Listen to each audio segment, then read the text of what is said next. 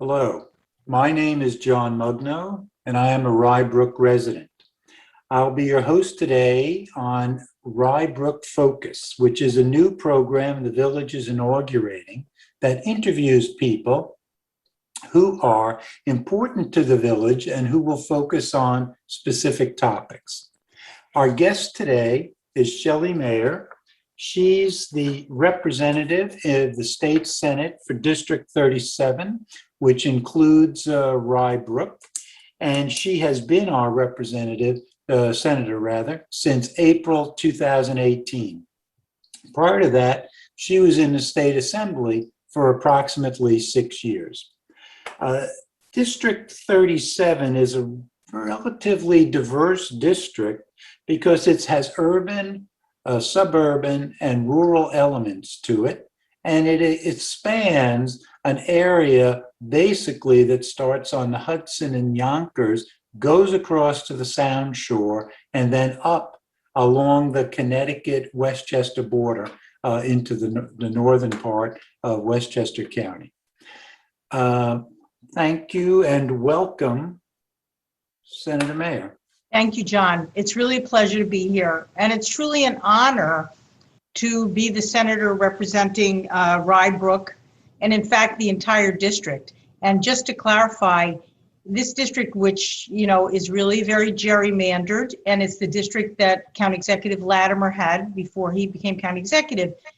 It actually starts on the east side of Yonkers on McLean Avenue, where it borders the Bronx, and moves all the way up through Eastchester, then the southern part of New Rochelle, the northern part of New Rochelle, the entire Sound Shore, obviously, including moving up through Rye Brook and Portchester, and then a part of White Plains, not the whole of White Plains, North White Plains, and Bedford. So it is a gerrymandered district that is diverse. It's truly an honor to be in the Senate at this moment in time, particularly during COVID. I can't imagine a more challenging time for an elected official to sort of do what you're elected to do, which is truly serve at a very individualized level as well as a policy level. So it's been a tough year for everyone in our communities. And again, I take it as a personal responsibility to have done my very best during this very challenging time.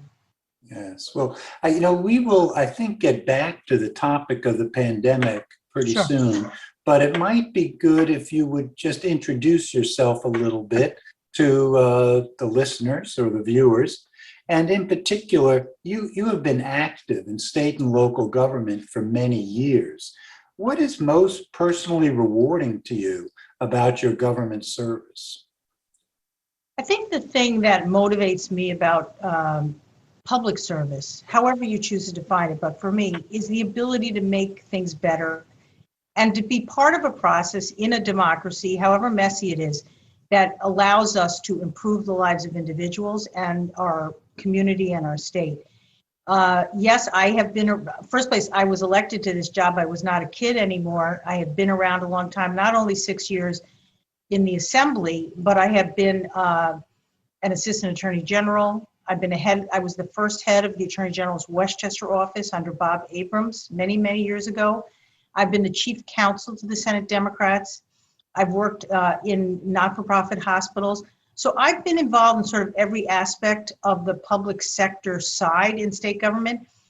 And at the end of the day, whether it's fighting for more education money as the chair of the Education Committee, helping people get unemployment, which continues to be a challenge, helping people retain their homes or get enough food, or working on legislation involving consumer protection. Each of these is a fight to try to do my best to improve individual lives through the collective process of legislating. If you want to be in charge, you should run for mayor or governor. If you want to be in a team effort that believes in incremental change that makes things better, a legislature is a fantastic opportunity to actually change things. So that is very rewarding, if not frustrating. Yes, it is, and sometimes absolutely infuriating.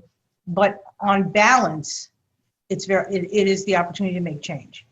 Right, and this session, actually, the legislature had many accomplishments, some of which we'll get to a little later on. Well, in November of 2020, you were reelected to the state Senate. And during that campaign, you said that recovery from the pandemic is the greatest challenge. What is your assessment of how District 37 is doing? I think we're doing remarkably well, and there's a lot of people to credit. George Latimer has done an extraordinary job in leading the county and providing lots of information. I'd be very honest, at the beginning of the pandemic, I thought the governor was doing an excellent job of providing additional information. I was disappointed by his performance later on, and I'm very honest about that. But I appreciated his willingness to give us a lot of information, which we weren't getting at the federal level at the beginning, as you recall. I think we've had the worst of it in some respects, because the beginning in New Rochelle was devastating to our communities. We really didn't know what we were going to experience as other places downstate around New York City. And then we had real loss. We lost thousands of our neighbors in death or in illness, as well as economic loss. And I think of that day when the restaurants closed, how many places that I know throughout our district that just laid off all those people in one day, and there was no replacement income for some of them. So I think we have done an excellent job getting back on track. I think there's a sense that a significant number of Westchester residents have been vaccinated. It's over 70%, which is great. And I'm hopeful schools will reopen fully in September. Businesses are starting to reopen, and most limitations have been lifted. Not all. I'm in favor of greater lifting of limitations, but I'm also very mindful that this is a very serious pandemic and we have to be wise. But I'm worried about the economic recovery. I think it's going to take us time to recover. But I think all in balance, our district has done very well. And the people of Westchester have shown themselves to be incredibly resilient and wise by stepping up and getting the vaccine, getting tested, managing through the tough times. And I think we have a lot to be proud of in the way it was handled here. Yeah, I mean, what we see at the national level is that there are imbalances in the economy as it reopens. And I assume we're going to see those at the state level as well. But it looks like, and I wonder if you agree, that it will probably take at least 6 to 12 months to get back to where we were pre-pandemic. I agree, John. Some businesses will never recover. In these small businesses, I'm here in Portchester where my district office is. Some of these small places were not able to sustain themselves enough to keep going. Others, if they had savings or it was just a husband and wife working, they could do so. And some of the bigger chains did very well that we have in communities, including some in Rye Brook, where there was either they got loans from the federal government or they had other ways to sustain themselves economically. But I agree with you, it's going to take time. And frankly, it's going to take time for people to feel confident that we're safe to go about our business. And I don't think we all feel quite there yet. At least I don't, and I don't think the people around us do. Yeah, that is what you hear from people, that they're happy to get out, but they're Right. still going to take precautions. And wisely so. Now, back to what we're talking about with the accomplishments of the state Senate this year.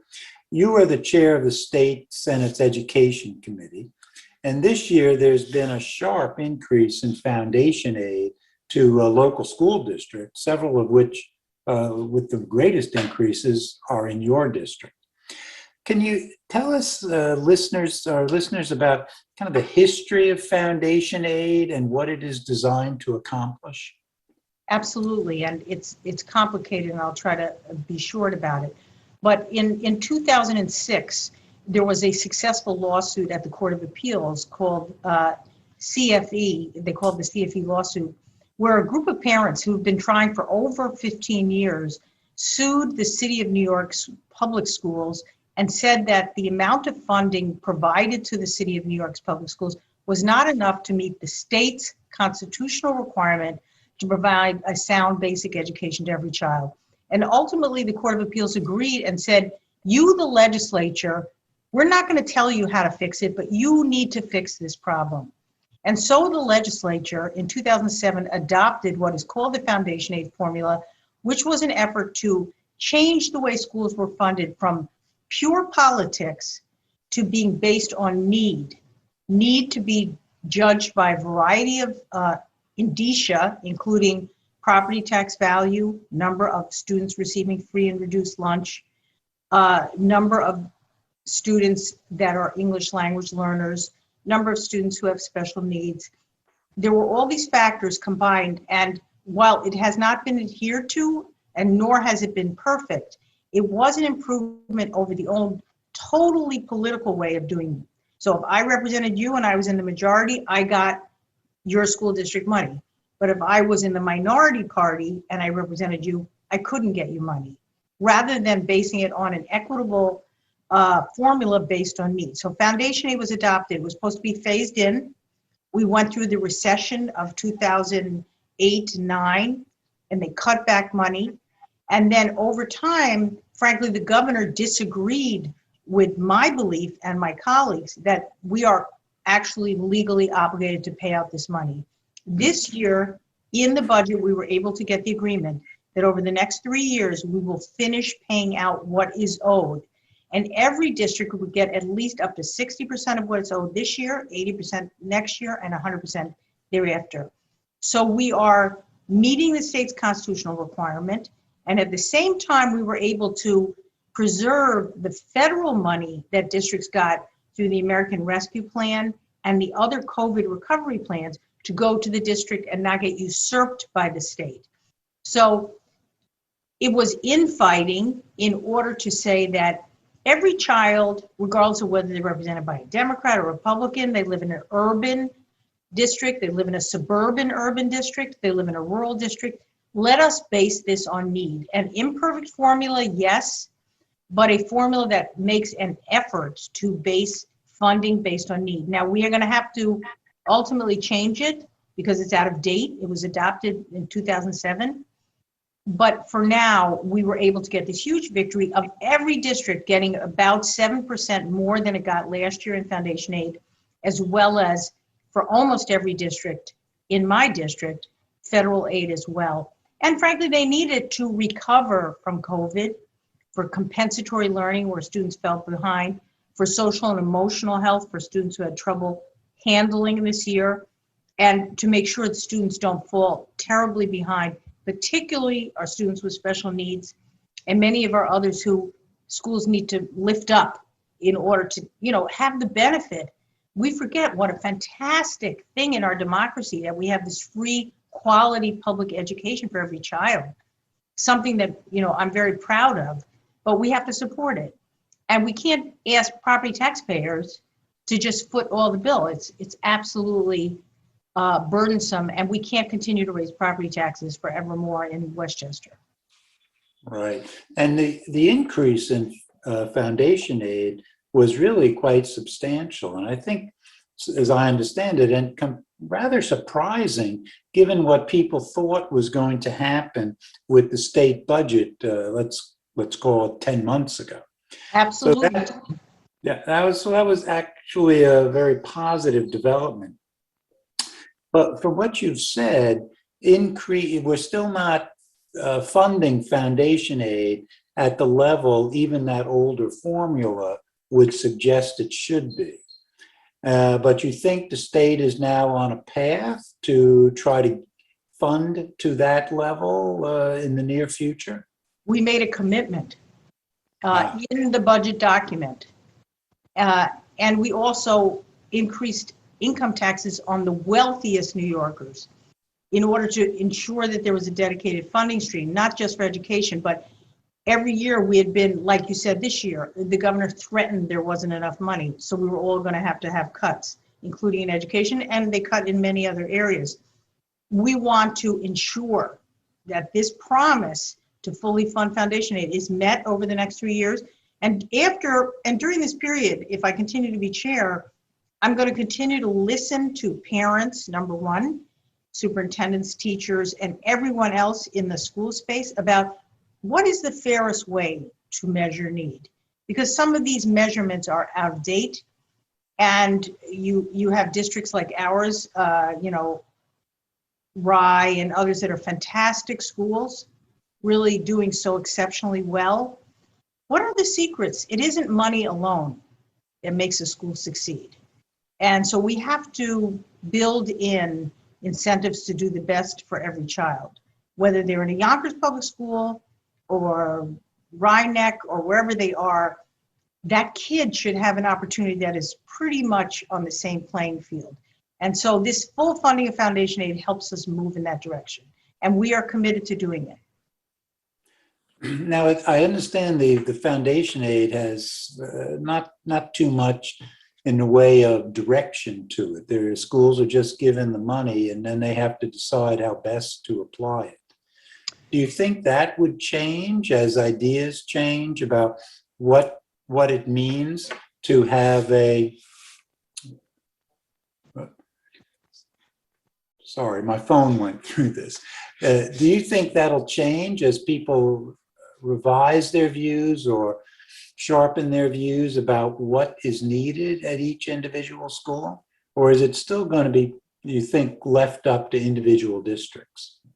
Well, two things about that. One is we have a system where individual districts, that's the Board of Education, that in most places is elected, not in all, but for the majority of Westchester, the board is elected. The board is in charge of determining how money is spent. There are restrictions on the use of money, and in fact, this year we built in, for districts that got a lot of money, a community engagement piece, so that there is more voice in the process. I am one who believes that parents deserve a significant seat at the table, as well as our fantastic teachers and administrators who made it through this year, which was just awful, and boards. But I think that there is a desire to have a greater input in the process. And also, interesting, John, and I see this all over, people want to run for the school board this year. We had heated elections for school board. That wasn't always the case. But people realized this year the school boards were making decisions about remote and graduation and how much education was done on the computer and who was getting a Chromebook in some of our districts. This is a critically important part of our electoral process, is being on that school board. So I think that's a benefit. We have new voices, and I think there will be different decisions made about how to spend this money. We also required that the federal money be allotted over a multi-year period. We do not want the money all spent at the front end and then they come back and say, oh, well, we hired 25 new social workers, but we don't have any money anymore to pay them. We need to build in some institutional security and consistency. So we have tried to do some of that this year, and I think we'll continue to do that. We're not going to tell districts what to do. That is part of local control of schools. But the state education department does have some oversight over the way some of the rules governing schools. And as you saw this year, the governor's office through the Department of Health had extraordinary oversight. People complained bitterly about it, but the governor had a tremendous amount of power through his executive powers to tell schools what to do. Yeah. And as you mentioned, there was also a law passed in the state about digital inclusion. Yes. Because the whole crisis and the movement to remote learning revealed that for some people that wasn't very practical. They just didn't have access to the right resources. So the Foundation Aid, is it, hopefully we won't have to stay in this mode, but is the Foundation Aid also focused on that, or is the digital inclusion program itself the funding for that? Well, there's several things in that area. I had a sort of big piece of legislation that was intended to ensure that every student in the state had free access to a quality broadband, because I believe the state has a constitutional obligation. If a kid is at home, it's the same constitutional obligation as you have to do the blackboard and the chalk, is to provide the broadband. My bill did not survive into the budget. Some compromises did. One is the use of federal money to have a cheaper kind of broadband available for low-income families. And there also is what you're calling a digital inclusion program that was championed by my colleague Steve Otis, which allows not-for-profits, for example, to get access for the money and then either buy devices and or broadband. But the fact is, we have a national crisis that broadband is not treated as a utility and available at low cost, like water or electricity, or well, those aren't always at low cost, but it needs to be treated as a utility, a public asset, not as something that's owned by companies that they sell at the highest price. During this time, those companies did very well because so many of us upped our choice of broadband because we were stuck at home doing work. I believe that we have a obligation, and I've devised a method of paying for it and administering it, and I'm going to continue to press for that. But you've highlighted something that this pandemic made very clear. The digital divide is alive and well in the suburbs. It's not just an urban and a rural problem. I saw it throughout our district. Of course, many parts of our district did better than others, but there were places in our district where 3 kids were having their class on a phone. I start at 9, then at 10 I give it to my brother, and at 11 I give it to my little sister. And that is not a fair way to expect kids to learn. No, yeah, in fact, from what you've said, what's occurring in the state is also, you see it on the national level, where people argue that the definition of infrastructure needs to be expanded to address some of the issues of the modern world. And some people resist that interpretation. But it does seem as if the state of New York is moving forward to incorporate kind of elements of the new economy, which I would put broadband as part of that, into what they think is necessary for a quality education. I think that's generally true. I'd like them to be a little more ambitious, and I'm not satisfied. And that's part of my job is to, I'm fighting for the kid who doesn't have the access and trying to find a path forward. So unfortunately, this is largely regulated by the federal government. So we have preemption problems of regulating at the state level, but we're going to continue to push forward on that, John. That battle's not over. Good. Well, finally, one of the things that I noticed, and I think this was one of your proposals, a temporary tax increase on people earning over $5 million annually, which is quite a big number. And this was temporary for, I take it, 2 years. But what happens at the end of 2 years? Well, I mean, is the foundation aid expected to continue to rise, or are certain goals achieved and then it drops off again? Is there a mechanic there? Well, my proposal did not survive in the budget, and alternative did. Mine was tied to education. Because at the beginning of COVID, you may remember, if you were making $300,000, let's say, Wall Street or somewhere in the higher end of the economy, and you got laid off, you weren't working in the city, you were still working at home and earning a living. If you got paid basically under $40,000 and you lost your job and you made up some of it through unemployment, if you were eligible, even with the supplement, you were really, really suffering at the beginning when there was not a real significant cash replacement. So I actually came up with that idea right at the beginning of COVID when I saw the disparity in sacrifice and the sense that Americans are very good at sharing sacrifice when there's a real crisis. So my bill didn't survive, but we did an alternative higher end income tax on, I think the one we adopted starts not at 5 million, it starts below that, but it sunsets in 2 years, and it is not exclusively for education. Mine was for education. So this surcharge that we agreed to is time limited and just goes into the general fund. But that's what was negotiated. Well, thank you for the clarification. Yeah. But is foundation aid, even if you change the formula, some districts will achieve the formula results. I take it this is the way it works today, so they would get less money. And as more funding goes in, you should expect more districts to achieve the indices. Well, I think we have to change the indices because at the time we adopted, we didn't have a property tax cap. So that's one thing that's quite different. You know, districts with, like in our world here in Westchester, we have some of the highest property tax in the state, if not in the country. And people were willing to pay it in part because they wanted excellent schools and they thought they had the SALT deduction for taxes paid on their property tax. Then when that was changed, so there was a $10,000 cap, that has all changed the mindset of people who are willing to pay a great deal for their children's high quality education. So that is problem number one. And two is, frankly, the indicia are out of step. Like you think of a place like Ossining or Peekskill. At one time, it was a more of a traditional middle class, working class community, not in my district but I know it well.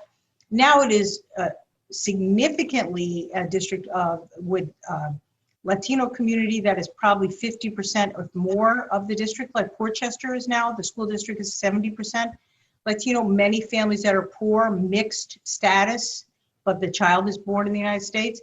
So we have to move ahead with our thinking. The suburbs have become diverse. Wonderful. That's a great thing. We all, choose to live here because this has been just a wonderful sign of the American dream. But we have to reflect that in the way we fund public schools. And not everybody's going to be able to pay forevermore property tax to sustain these high quality schools. So I think we have to rethink our thinking. And we did do a hearing. We brought in other states to look at how they're also struggling with this combination. That was pre-COVID.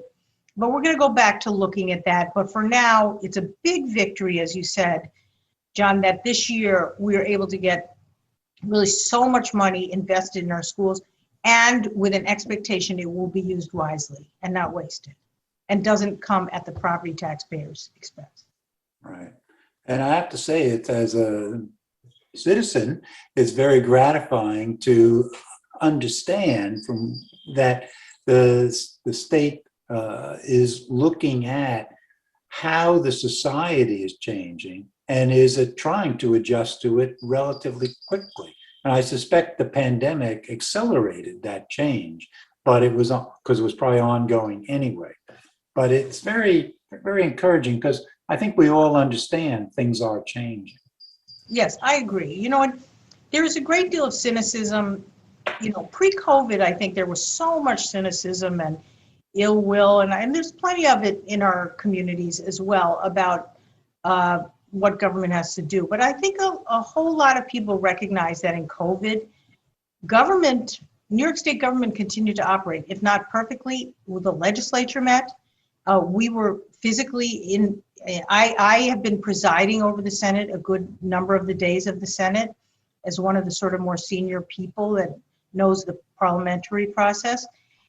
We've continued to meet, to have committee meetings, hearings, do our business, fight with the governor, win some battles, lose some battles, adopt a budget basically on time that was good for our localities. So I think there is a little bit of hopefully a lessening of the cynicism and derision towards, politics and government, and a sense that actually government can do some good things. I mean, this vaccine is, a remarkable miracle that in part happened because government invested in it. Not enough, but they did. Yeah, I think, and in fact, one of the motivations behind the Rye Brook Focus effort was to allow people to get to know better the people who are in either their local government or their state government, because I agree with you. People are doing good things at the government level, but it's, sometimes it's hard to get the word out. Absolutely, John, and that's why I'm very honored to have this opportunity. And I would say to any of your listeners, if you have your neighborhood association or your condo or your homeowners want to have me come and speak, it would be my pleasure to do so. I come from a big family. I'm never afraid of disagreement. I'm a true believer in civil disagreement. I believe that we've lost a little bit of that. I think that's one of the wonderful things about our democracy. We can disagree and find common grounds on other things. So please reach out to my office if you'd like to have me come and join you, or to look at something that you care about as a legislative or a policy matter. For example, we're about to announce a bill that passed both houses that addresses some of the sounds of speeding cars that got worse during COVID. That is very important in lots of parts of my district, because where there was a flat open road during COVID, people were accelerating and putting extra noisemakers on their car. And it really was a quality of life thing. And also, I would just say that in the area of criminal justice, while we've done some really big things, I continue to work closely with our police departments to make sure I'm hearing them, hearing their concerns about some of the things we did, and trying to make sure that as we move forward with greater equity across our society, that we're hearing all voices, including those that may disagree with what we do. Great. Well, thank you very much. This has been a very informative talk. I very much appreciate the time you've been able to give us, and I hope you'll be on our program again in the future. Thank you, John. Truly a pleasure.